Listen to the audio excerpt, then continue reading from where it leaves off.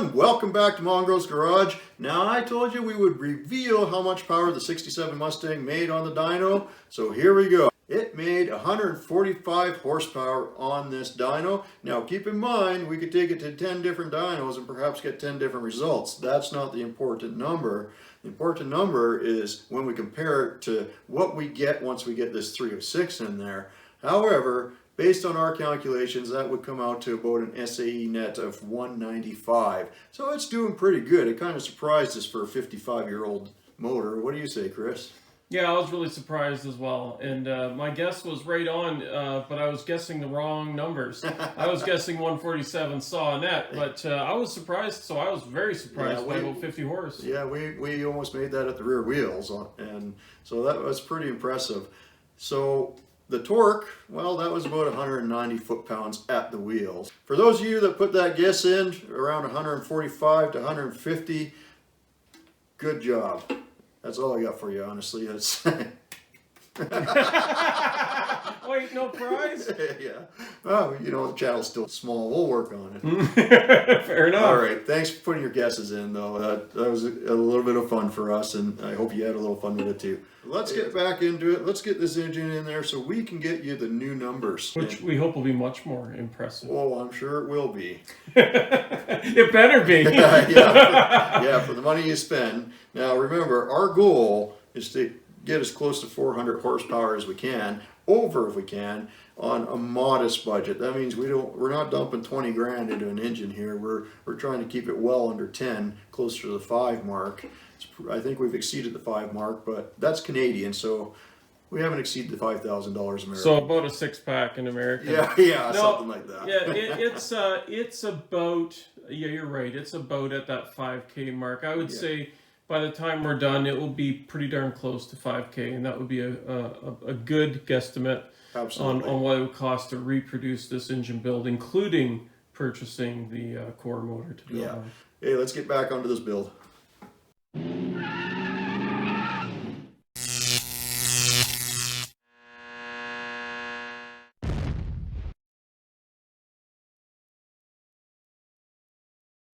We're back, hot from the dyno shop, and we're about to get to work on the 302. Well, it was a 302, it's now a 306. Got some nice AFR 185 heads and a couple other upgrades, and we'll get into that in better detail.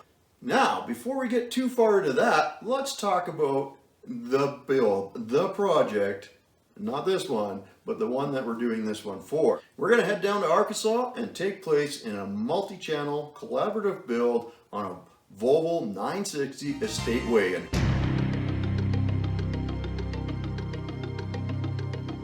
Oh yeah, hot stuff, I know. But it will be when we're done, because we're dropping a 6-liter LS into it.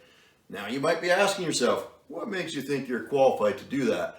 Well, a little secret for you, we got a couple ringers. Check out A15 LSx Swaps and some of the awesome builds he's done.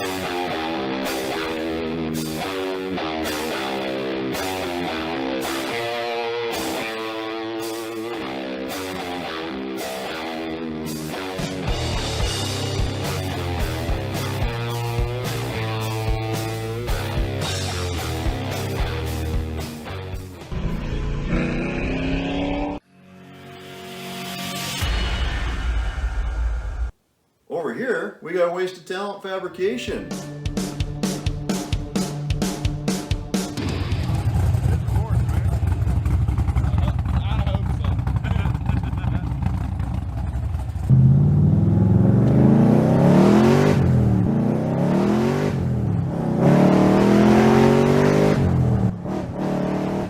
He's put an LS in a couple things that, well, you wouldn't normally expect to see an LS in.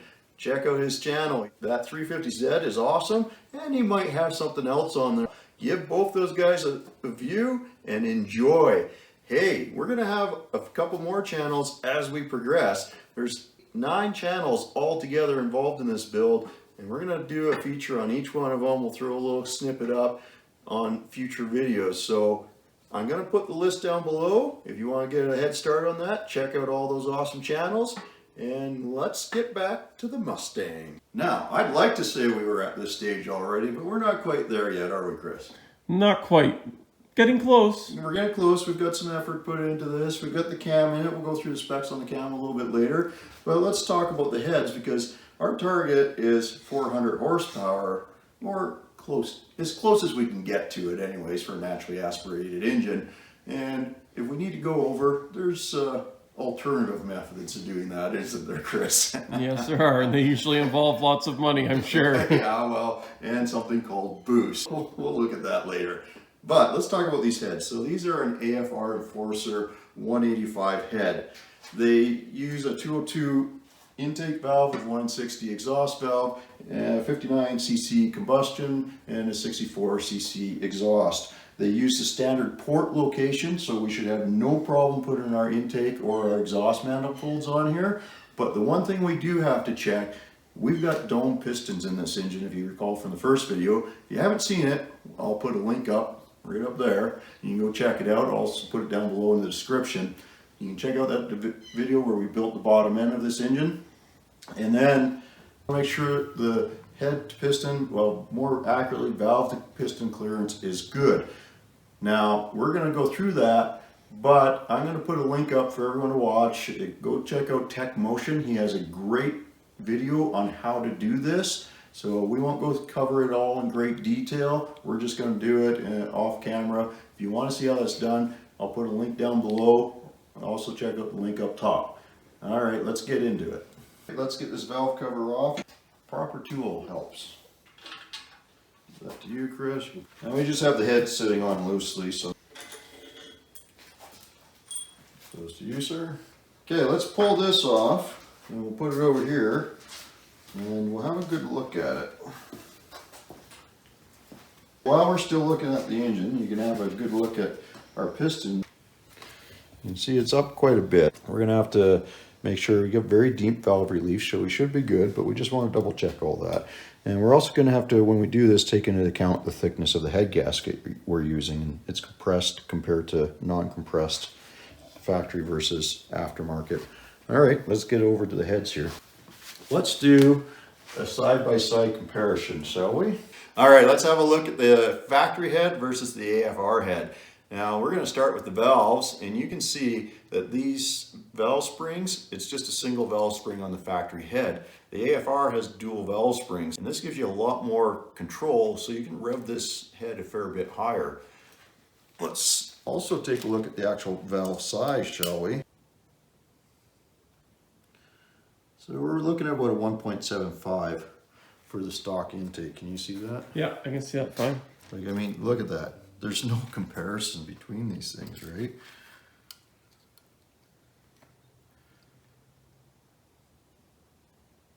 There you go, there's the 202. So you can see how much more valve you have to let the air in. So much more volume. So much more volume, and that's what helps make the horsepower with these heads. Now the next thing we're going to look at is, let's look at the actual intake port here on the stock head. You're looking at about a 1 inch wide opening. 1 inch by 1.85. Yeah, roughly. Roughly, compared to. So it's a slightly bigger width, about 1.1.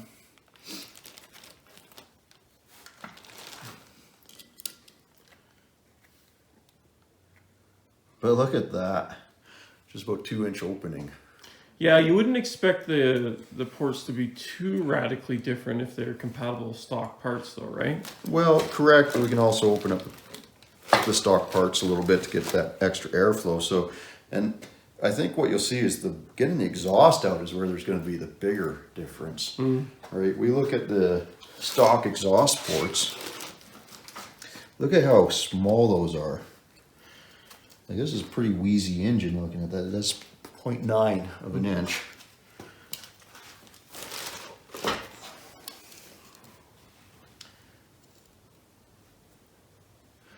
I say 1.15 inches. So I've taken a look at these. They don't look much different, but it's an optical illusion because this is a square port as opposed to the rectangular port on the factory heads. So let's take a look at the size of these things.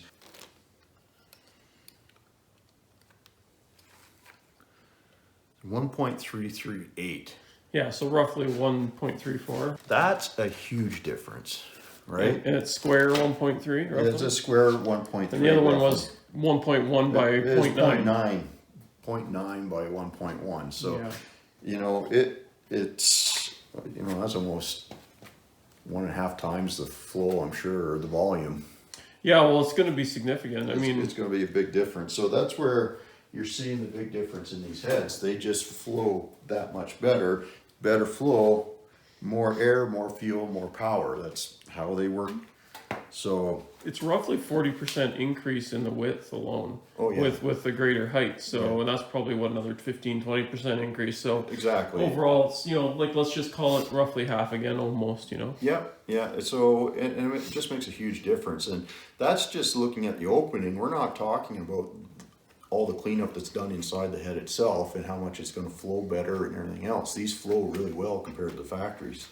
So it's a big difference. And like we said, this is 50 pounds just about. This is 30 pounds. Yeah. Huge difference in weight. And you times that by 2, right? Yeah. So you're taking a lot of weight off your engine and you're improving the flow characteristics by a substantial amount. So it will behave better with the cam we're going to put in. Yeah, let's get into the cam a little bit, shall we? As you can see, we've already got the front all buttoned up. We're not going to open it back up. You've seen me put cams in engines before. You can check out this link for that. Different style engine, concept's the same. So this is a comp cam, extreme energy. It's got hydraulic roller tappet. So we do have the hydraulic, and we have that in there for drivability reasons. We don't want to be out there adjusting valve lash every 1,000 miles, right, Chris? No, this is meant to be a daily driver with a little bit of fun on the weekends, you know? Yeah, exactly. So we've got 118 intake with 224 exhaust at 50. So you know, you got a little bit of breathing room there. It opens up pretty good. And then we got a duration of 270 and 276 with a lift of 0.512, I guess I should say. Yeah. So the lobe separation is at 114, which will give us a bit of a bump. It'll be a little bit bumpy on the idle, but not too bad. It's pretty streetable cam, really. It's pretty mild, honestly, for idle quality. Should give us good vacuum qualities and everything else. So, like we said, this isn't going to be a monster drag race car. This is a daily driver, so we're going a little mild on the cam. We'll go through some equations later and figure out calculated horsepower based off of all these figures to see what we end up with and to see if we're anywhere near our mark of 400 horsepower. You know, that sounds good. And so how will that behave, like the motor we're building, how will that behave with the stock T5 in there? We might want to upgrade that T5 a little bit. You're going to get significantly more power and torque out of this than that T5. If it hooks, and like we have good traction at the back end, we're going to eventually blow up that T5 with any type of hard launch. So if you do want to have a little fun on the weekend at the drag strip or race around town a little bit off a street light or something, not that we would ever do that, but yeah, we're going to want to upgrade that T5, and I think, Chris, you have a plan for that, don't you? Yeah, I think there's an announcement coming on Mongrels Garage, and during that event, we shall say, we're going to be looking at a TKX and doing an upgrade there, and that will lead up, by the way, to some more videos with the Foxbody as well. Absolutely. So check out the Foxbody video. There's a link right there, and we will have the content for that TKX when we put it in here. Now, we did a lot of upgrades to this car already that we don't have on the channel because, well, quite frankly, we did them before I started the channel. And that included the sniper system, the rack and pinion, the Randall's rack in here, the coilovers, and a few other mods that we did to this, including putting the T5 in there. But we're going to have an opportunity to show you how we did that when we put the TKX in there. Well, not only that, but doing the engine transplant, we have to kind of redo a little bit of it, right? Yeah, we have to do quite a bit. Like we can show you the wine intake that you put on there and the Holly Sniper, so you'll get to see all that, but you won't get to see us going through wiring it up. Let's get into making sure our valve to piston clearance is good. Push rod length figured out, and we'll get all that stuff on order so we can get this thing together because we're running out of time. We are. We have all the pieces, assuming everything works and clearances are within tolerance. We have everything, but we will need to order the push rods. So hopefully those don't take long. So what we're hoping for is that we can order a pretty standard length push rod. And we don't have to get any custom push rods, which that is the goal. We want to get as close to a standard so we can just order it out of a catalog and get it here as quick as possible. Otherwise, we're going to lose the shop. No, we're not going to lose the shop. We're going to lose that customer, right? Yeah, we're going to lose that customer. Oh, man. The whole world will, the sky will be falling.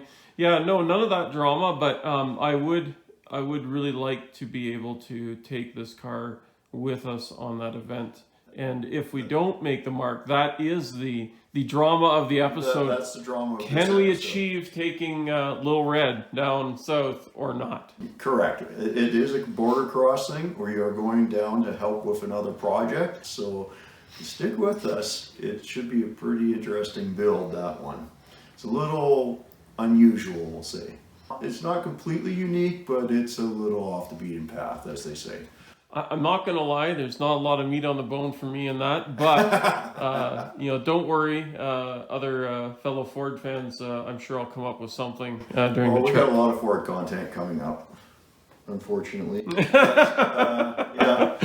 We'll have some Hemi content, some LS content as well. There's a reason it's called Mongrels Garage. We like to work on pretty much everything, right? It's a mix. Absolutely. So, yeah. It's the Dr. Pepper of car channels. Thanks for that. All right, let's get to work. Okay, so why are we doing this? Well, we want to make sure that we have good valve to piston clearance. So what we're going to do is we're going to put some Play-Doh or modeling clay on top of the piston, enough to make sure that we can make a good impression. And then the other reason we're doing this is so that we can check our push rod length. Now there's a lot of variables affecting that. The different heads, the different rockers, a lot of things can affect that. So we need to find out exactly what the optimal push rod length is, and we'll walk it through that in greater detail. But let's start with, we're going to put a little bit of oil in the cylinder head. Now it sounds a little odd to do, but when we put the Play-Doh in here, we don't really want it to stick to here. I want it to stay with the piston. It's a lot easier to peel it off, and I don't want it to cling into the valves and everything else. So if we put just a little thin film of petroleum jelly or oil, hopefully that'll prevent that and act as a mold release agent, and it'll stay stuck to the piston and not to the head. And save us a lot of cleanup afterwards. So let's get to it and see what we come up with. Okay, you can see we've got our Play-Doh here. Put a fair bit on there because we need that valve to go in there and make an impression. And in this case, we're using blue because we are working on a Ford. Why not? Let's use the blue. Good old Ford blue. Yeah, exactly. And it's almost in an oval. So there we go. We just spell Ford in here with the valves, so we'll be really set. All right, let's get the head on here. You got to look up what your compression thickness of your gasket is. Ours is the Felpro 1011-2, I believe. That's right. And it should have compression thickness of 39 thou, I believe. 39 thou, that's right. So we're going to have to make sure we adjust our push rod and our valve clearance with that in mind. So the number that we get, we're going to have to put that 39 thou into our numbers when we get it all sorted out. Let's get the head on here.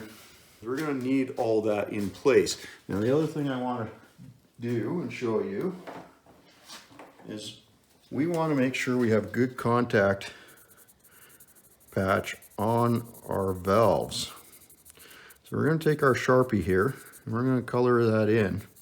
And this is how we're going to determine if our push rod length is correct. Because our rocker is going to leave a line on there and we'll know where we are when we go through our travel.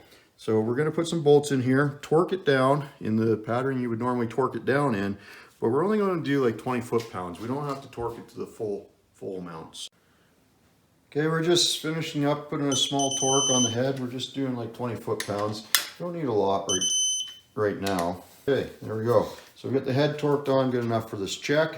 So we're gonna move on, we're gonna put the rocker on. Well, we just need to do one at a time, and we only have the one test push rod, right? So we're gonna adjust that to the length that we think it should be, or close to, and we're gonna give a test and see what type of pattern we get. We have our test push rod here. We've adjusted the length to what we think it should be. And because we're using a fully assembled head, we're gonna want to depress this lifter. That's gonna give us about another 50 thou that we have to add into the length of the rod. And we're just gonna start tightening it down. Hopefully we get the wear pattern we're looking for once we start turning this over. So just keep an eye on that, you can see it. And we're just gonna go until it bottoms out. There it goes. So we've bottomed out our lifter. How do you know when it's bottomed out though? You'll see it stop. You'll see it stop moving. The engine over, about 3 full revolutions.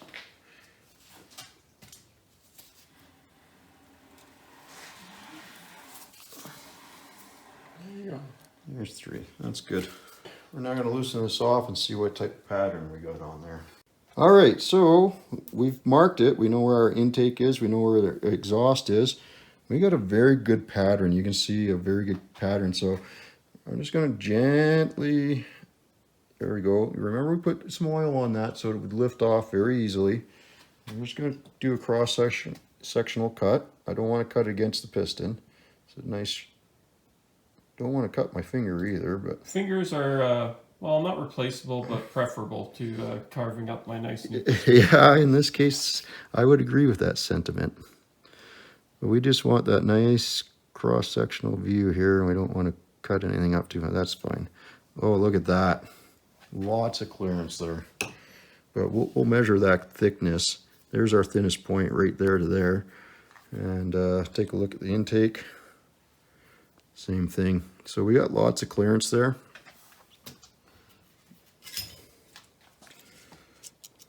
So 224. Yeah, 225. So, you know, we got a whole bunch of clearance. We're good. That is well within the ballpark. Tighten that up just a hair. We're still at 200 thou. Yep. So we're not going to have any valves hitting pistons. So that's fantastic. They went right into reliefs just like we want them to. Everything's looking good. Now we can put this back in the hole, clean it up a bit. And we did end up using an old stock head gasket because it's just one less thing to mess up the numbers and the equation, right, Chris? Yeah, so and this one's already been compressed. So Correct. we were able to use this by just doing a light 30 foot-pound torque with the head on, checking the distances, and then we just take this and store it for the next engine and put on some real nice clean gaskets. Absolutely. Now we do know that the compressed thickness of this is like 48 thou approximately, and whereas our compressed thickness on the Felpro is 39 thou, so you do have to calculate that difference in, but we did all that and we came out with a 6.6 push rod measurement. That's why the 200 thou is probably good, because I've heard minimum you want about 130, so that will still keep us well above that. Oh, so. Yeah. So you want a little more clearance on the exhaust, and you want 130 on the exhaust, like you're talking about 120, 130, somewhere in that range. So we're well within acceptable clearance tolerances. So we're going to be ready to put this thing together. We already checked all that clearance. Now, before I did that, I set up our push rod, figure out the length on the push rod, and I'm going to put up this picture of the valve stem pattern. And you can see that line is right down the middle, exactly where we want it. So we came out with a 6.6 push rod length. How we got to that is we compressed our lifter. You can see. Oh, there you go, yeah. That we compressed our lifters, and it's actually a good thing to go through and make sure with the quality on parts nowadays, all these do compress. And now that might have a little bit of oil in it, so that's fine. But you want to make sure that they have some movement. Otherwise, you're going to have to get another set, or at least a replacement for the ones that don't. Because we have come across some of these lifters where they will not compress, even with the oil in them. So that's not good. You end up with pretty much a solid lifter at that point. That's not what you're after. We're after hydraulic lifters. So make sure you check every one of them. We did. Ours are fine. We're going to carry on, but everything's looking good here. So right on, Chris. We added, like I said, we got a 6.6, and how we got that was we if you look at our rod length, measure it out.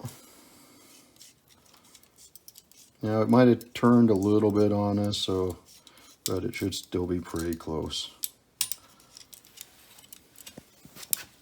But the reason we use 6.658 is there's about an 1/8 thou compression thickness difference between the stock gasket and the Felpro gasket, and there's that 50 thou of plunger clearance that we had to take into account, and that's what gave us. So once we take that off, this will be a 6.6 and we'll be all good. And the reason you want to do this all together is if you don't have this clearance, then you're going to have to put a thicker gasket on, which means you're going to have to put in a longer push rod to get the proper pattern. We're good. We got good clearance. Everything's how it should be. So let's get her together. Sounds good.